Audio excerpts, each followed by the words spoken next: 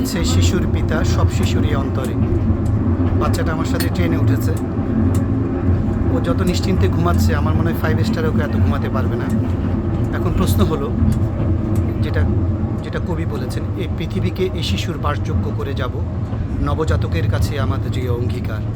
ও কি জানে ওর জন্য কি বাংলাদেশ আমরা রেখে যাচ্ছি?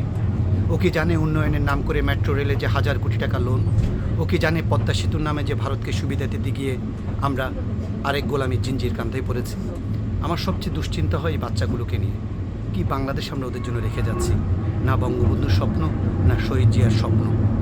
এই বাচ্চাগুলো যখন বড় হয়ে আমাদেরকে অভিশাপ দিবে, তখন বলুন তো আমার নামাজ রোজা আমাকে কি জান্নাতে নিতে পারবে? আসুন না, এই বাচ্চাগুলোর দিকে তাকিয়ে আমরা আবার দেশকে ভালোবাসি, আমরা আবার 71-এর মতো আবার গর্জে উঠি, আমরা সমস্ত ভেদাভেদ ভুলে গিয়ে আমরা আবার সামনে এগিয়ে যাই। না হলে আমাদের ছেলেদের 1400 ছাত্রের এই রক্তের প্রতিদান আমরা দিতে পারবো না। আল্লাহ তাআলা আমাদের সবাইকে দেশপ্রেমে উদ্বুদ্ধ করুক, আমিন।